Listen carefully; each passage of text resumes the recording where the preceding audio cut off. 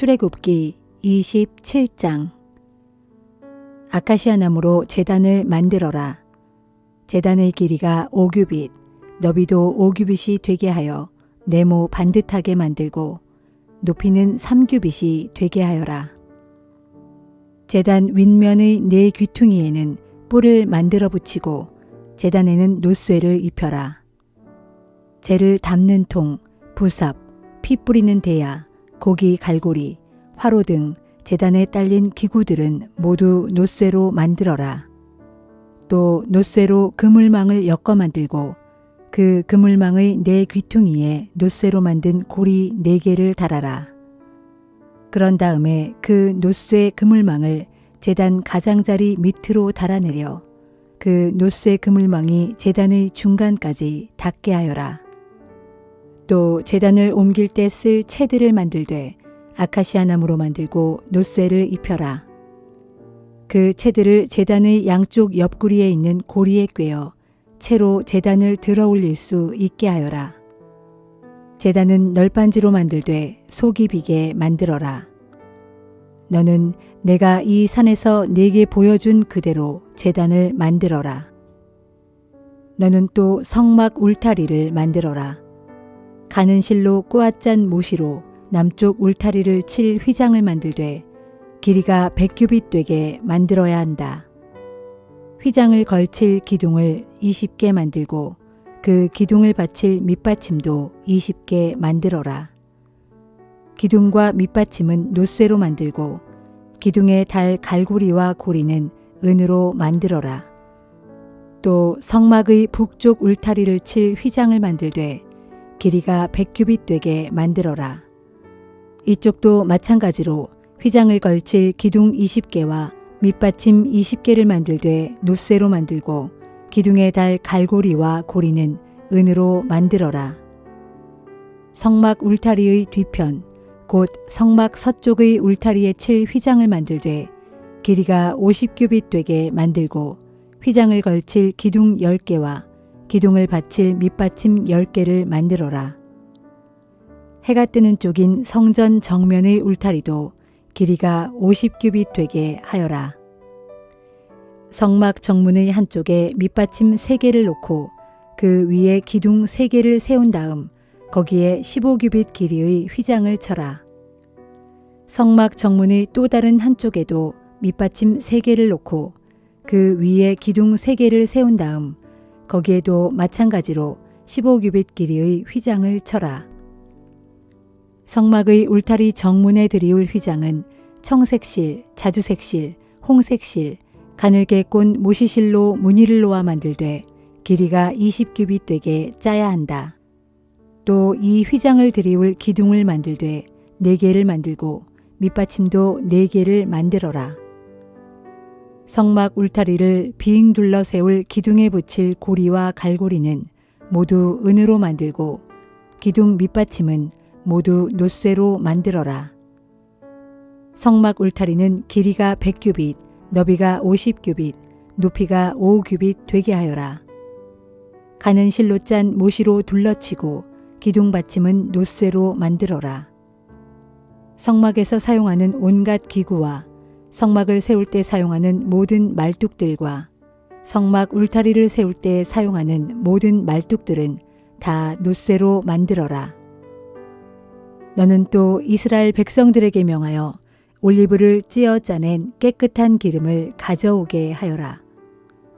너는 그 기름으로 등불을 밝혀라. 그 등불은 끊임없이 언제나 타오르고 있어야 한다.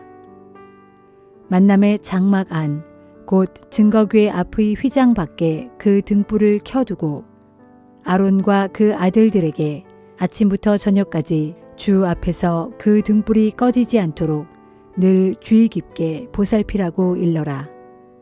이는 이스라엘 백성들이 대대로 지켜야 할 규정이다.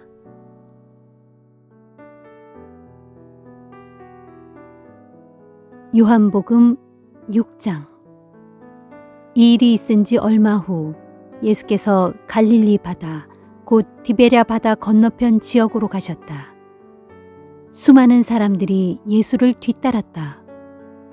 예수께서 각양 병자들을 고치신 놀라운 표적을 보았기 때문이었다. 예수께서는 어느 산기슭으로 올라가 제자들과 함께 앉으셨다. 마침 유대인들의 큰 명절인 유월절이 가까운 때였다. 예수께서 눈을 들어 자신을 따르는 많은 사람들을 보시고 빌립에게 물으셨다. 우리가 어디에 가야 이 사람들을 모두 먹일 만한 음식을 살 수 있겠느냐? 이것은 다만 빌립을 떠보시려고 하신 질문이었다. 사실 예수께서는 어떻게 해야 할지를 이미 잘 알고 계셨다. 그런데 빌립은 이렇게 대답했다. 이 사람들이 저마다 한 입씩만 먹는다고 해도 200데나리온어치의 빵으로도 부족할 것입니다. 그러자 시몬 베드로의 형제인 안드레가 나서서 말했다. 선생님, 여기 한 소년이 보리빵 5덩이와 물고기 2마리를 갖고 있습니다. 하지만 이 많은 사람들을 다 먹이기에는 턱없이 부족하지 않겠습니까? 예수께서 말씀하셨다. 사람들을 모두 자리에 앉게 하여라.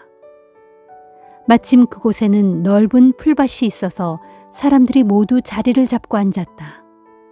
대략 어른 남자의 수만 5,000명 가량이 되었다. 예수께서 빵을 들어 감사 기도를 드리신 다음 앉아있는 사람들에게 각자 원하는 만큼씩 나누어 주셨다. 물고기도 역시 그와 같이 하셨다. 모두가 배불리 먹고 나자 예수께서 제자들에게 말씀하셨다. 너희는 이제 남은 것들을 다 모아서 버려지는 것이 없게 하여라. 그래서 남은 부스러기를 다 모았더니 보리빵 5덩이를 먹고 남은 것들이 12광주리에 가득 찼다. 예수께서 행하신 이런 기적을 본 사람들은 그분이 참으로 이 세상에 오신다던 그 예언자시다 하고 말을 퍼뜨렸다. 예수께서는 사람들이 와서 자신을 억지로라도 왕으로 삼으려 한다는 것을 아시고는 혼자서 다시 산으로 물러가 계셨다. 날이 저물자 제자들은 갈릴리 호숫가로 내려갔다. 거기서 배를 타고 제자들은 바다 건너편에 있는 가버나움을 향해 떠났다. 하지만 날이 이미 어두워졌는데도 예수께서는 아직 제자들에게 돌아오지 않으셨다. 갈릴리 바다를 건너는데 갑자기 강풍이 휘몰아치면서 물결이 사나워졌다. 제자들이 힘껏 배를 저어 10여리쯤 갔을 때 그들은 예수께서 물 위를 걸어 배 있는 쪽으로 가까이 오고 계시는 것을 보았다. 그 광경을 보고 제자들은 모두 무서워했다. 예수께서 제자들에게 말씀하셨다. 나다, 무서워하지 말아라. 그제야 마음이 놓인 제자들은 기쁜 마음으로 예수를 배 안으로 모셔들었다. 어느새 배는 그들이 가려던 지역에 다다랐다. 다음 날 갈릴리 바다 건너편에 남아있던 사람들은 바닷가에 배가 한 척밖에 없었고 예수께서는 제자들과 함께 배를 타지 않았으며 제자들만 그 배를 타고 떠났다는 것을 알고 있었다. 그런데 디베랴로부터 온 작은 배 몇 척이 주께서 감사 기도를 드리신 후 사람들에게 빵을 먹이시던 곳 가까이에 닿았다. 사람들은 그 배에도 예수와 제자들이 없는 것을 알고는 예수를 찾으러 배를 타고 가버나움으로 왔다. 사람들은 호수를 건너와 예수를 찾게 되자 선생님, 언제 이리로 오셨습니까? 하고 물었다. 예수께서 말씀하셨다. 내가 진정으로 여러분들에게 말하겠습니다. 여러분들이 나를 찾는 것은 여러분들이 기적의 표징을 보았기 때문이 아니라 내가 여러분들을 배불리 먹여주었기 때문입니다. 썩어 없어질 양식을 얻기 위해 애쓰지 말고 영원토록 남아있을 양식을 얻기 위해 애쓰십시오. 인자가 그 영원한 양식을 여러분들에게 제공해 줄 것입니다. 하나님 아버지께서는 인자가 이런 일을 하도록 승인해 주셨습니다. 그러자 사람들이 예수께 물었다. 우리가 어떻게 해야 하나님께서 원하시는 일을 할 수 있습니까? 예수께서 대답하셨다. 하나님께서 보내신 일을 믿으십시오. 그것이 곧 하나님의 일을 하는 것입니다. 사람들이 다시 물었다. 그렇다면 우리가 보고 믿을 수 있도록 어떤 기적을 우리에게 보여주시겠습니까? 우리를 위해 무엇을 행하시겠습니까? 우리 조상들은 광야에서 만나를 먹었습니다.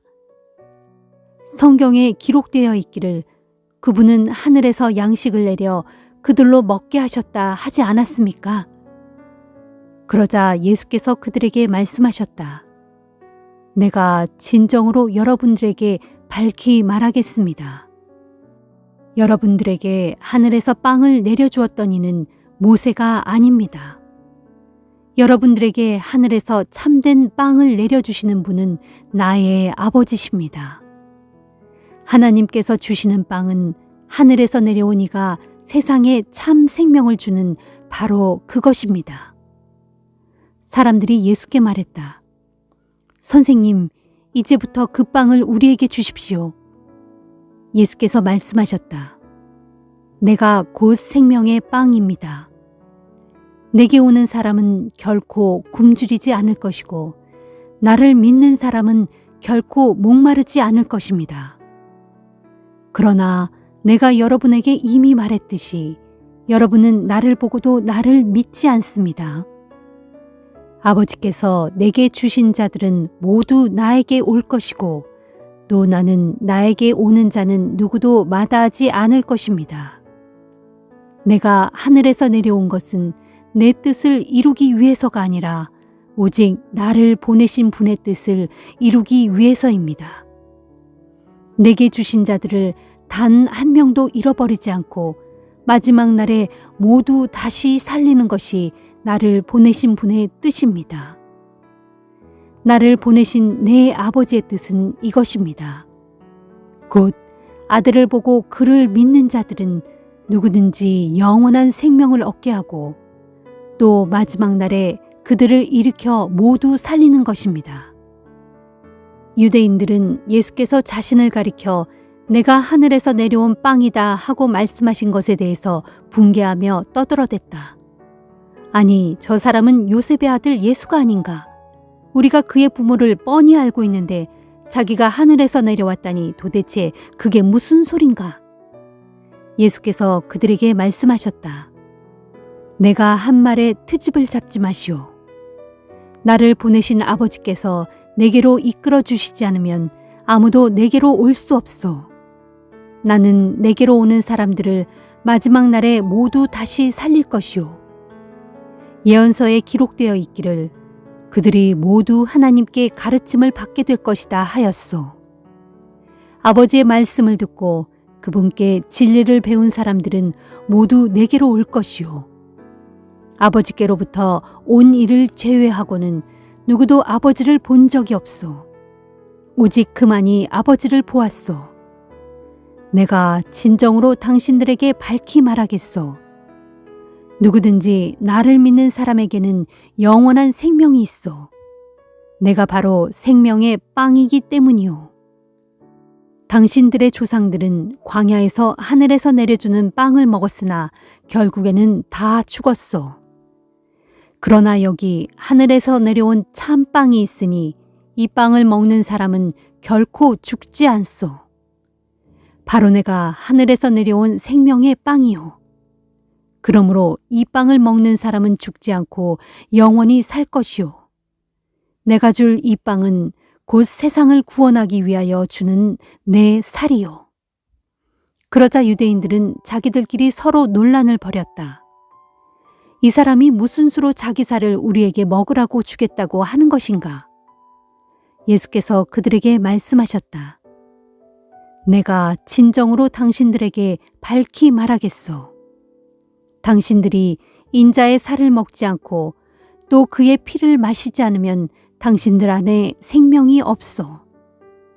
내 살을 먹고 또 내 피를 마시는 사람은 누구든지 영원한 생명을 얻을 것이고 내가 그를 마지막 날에 다시 살릴 것이요.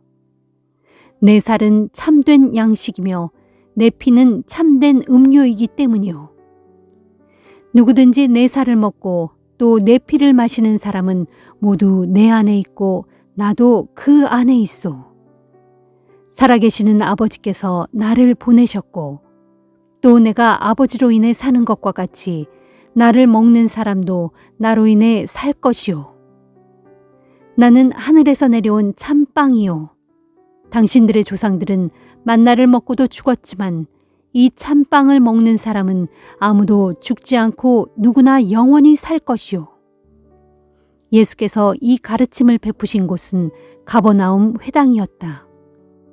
예수의 이 말씀을 듣고 제자들 중에서도 알아듣지 못하여 선생님께서 정말 이해하기 어려운 말씀을 하시는구나. 누가 그분의 말뜻을 제대로 알아들을 수 있단 말인가 하고 말했다. 이처럼 제자들이 불평하며 수군거리는 것을 아시고 예수께서 말씀하셨다. 내 말이 너희 마음에 거슬리느냐? 만일 인자가 전에 있던 곳으로 올라가는 것을 보게 된다면 너희는 어떻게 하겠느냐? 생명을 주는 것은 영이다. 육신은 아무것도 줄 수 없다. 지금 내가 너희에게 가르친 이 말은 영이요 생명이다. 그런데 너희 가운데 나를 믿지 않는 자들이 있다. 예수께서는 처음부터 제자들 중 누가 믿지 않는지 또 누가 자신을 배반할 것인지 다 알고 계셨다. 예수께서 이어 말씀하셨다. 그렇기 때문에 나는 아버지께서 내게로 이끌어 주시지 않으면 아무도 내게로 올 수 없다라고 말한 것이다. 이 말씀을 듣고 난 뒤 예수를 따르던 제자들 가운데 많은 이들이 예수를 떠나갔다. 예수께서 12 제자에게 물으셨다. 너희도 내 곁을 떠나려 하느냐? 시몬 베드로가 대답했다. 아닙니다, 주님. 우리가 누구에게로 가겠습니까? 영생의 말씀이 주님께 있는데 저희가 어디를 가겠습니까? 우리는 주님이 하나님의 거룩하신 아들이심을 믿고 또 압니다. 그러자 예수께서 말씀하셨다. 내가 너희 12를 선택했지만 너희 중에 한 명은 마귀다. 이것은 예수의 12 제자 가운데 하나이면서도 훗날 예수를 배반한 가룟 사람 시몬의 아들 유다를 두고 하신 말씀이었다.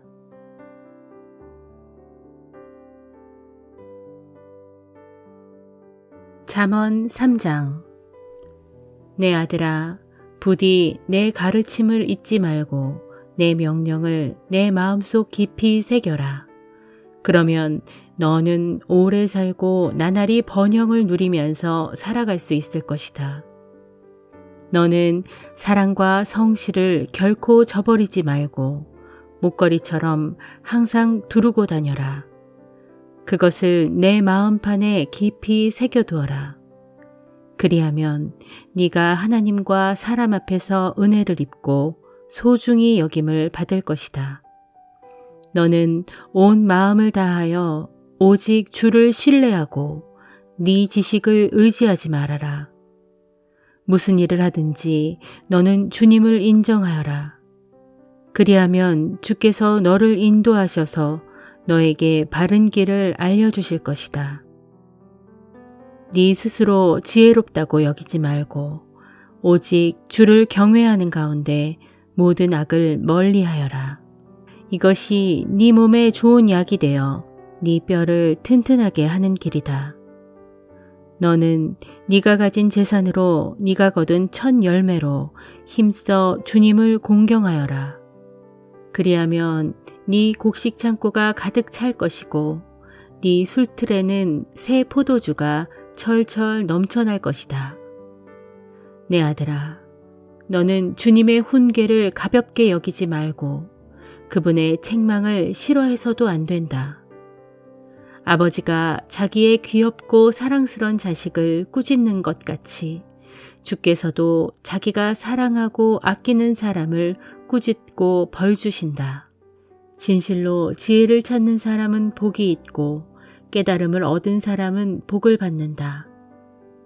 지혜가 은보다 더 유익하고 황금보다 더 가치가 있기 때문이다.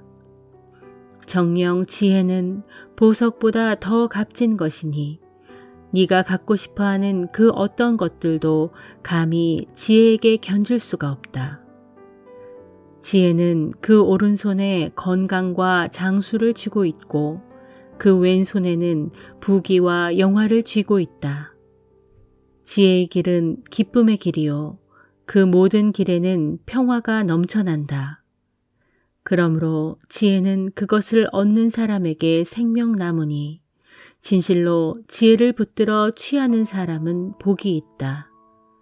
주께서는 지혜로 땅의 기초를 세우셨고 통찰력으로 하늘을 펼치셨으며 지식으로 깊은 물을 갈라지게 하셨고 구름에서 이슬이 내리게 하셨다. 내 아들아, 온전한 지혜와 건전한 분별력을 잘 간직하고 지켜 그것들이 내 눈앞에서 떠나가지 않게 하여라. 그것들이 너에게 생명이 되고 너의 목에 우아한 장식물이 될 것이니 그러면 네가 항상 너의 길을 안전하게 걸어갈 것이고 너의 발이 덫에 걸려 넘어지는 일이 없을 것이다. 또 잠자리에 들 때에도 너는 전혀 두렵지 않을 것이고 아주 달콤한 잠을 취하게 될 것이다. 너는 갑작스러운 재앙이 너에게 닥쳐올지라도 두려워하지 말고 악인들에게 멸망이 덮치는 것을 보더라도 조금도 겁먹지 말아라. 오직 주님이야말로 네가 의지할 뿐이시니 주께서는 너의 발이 덫에 걸려 넘어지지 않도록 안전하게 지켜줄 것이다. 너희 손에 선을 베풀 힘이 있거든 조금도 머뭇거리지 말고 도움이 필요한 사람에게 기꺼이 선을 행하도록 하여라. 네가 도울 수 있는 힘이 있는데도 네 이웃에게 말하기를 갔다가 나중에 다시 오게나 내가 내일 주겠네 하지 말아라. 또 너는 너를 의지하고 사는 이웃에게 해를 끼칠 생각을 품어서는 안 된다.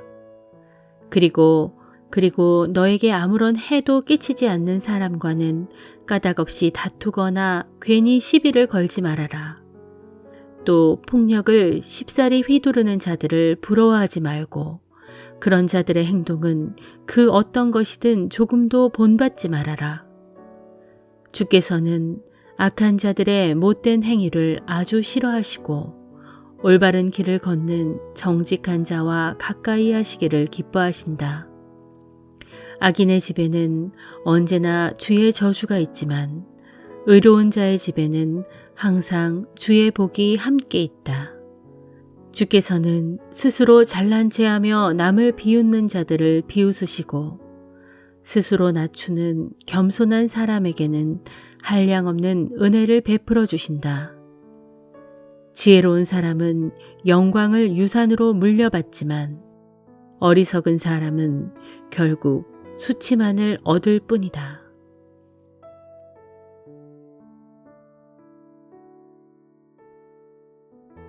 갈라디아서 2장. 그로부터 14년 후 나는 바나바와 함께 디도를 데리고 다시 예루살렘으로 올라갔습니다. 그때 내가 예루살렘에 올라간 것은 하나님의 계시에 따른 것으로 거기서 나는 내가 이방 사람들에게 전파하고 있는 복음의 내용을 그들에게 설명해 주었습니다. 그리고 그곳 지도자로 여겨지는 사람들에게는 개인적으로 따로 시간을 내어 설명했습니다. 그렇게 한 까닭은 내가 지금 복음의 다름질을 하고 있는 것이나 그동안 애써 복음의 다름질을 한 것이 조금도 헛되지 않게 하기 위함이었습니다. 나와 함께 지낸 디도는 헬라 사람인데도 나는 그에게 할례를 받도록 강요하지 않았습니다. 내가 그렇게 한 이유는 교회 안으로 몰래 들어온 거짓 형제들 때문이었습니다.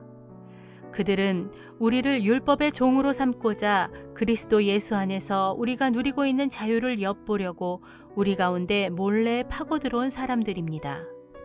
하지만 우리는 그런 가짜 신자들에게 잠시도 틈을 주지 않았습니다. 그것은 복음의 진리가 여러분을 떠나는 일이 있어서는 안 되기 때문입니다. 하나님께서는 겉모양으로 사람을 판단하지 않으시기에 사실 나에게는 신분이 조금도 중요하지 않습니다만 예루살렘의 유명한 사람들로 말하자면 그들은 내가 전하는 복음의 말씀에 한마디도 보태지 않았습니다.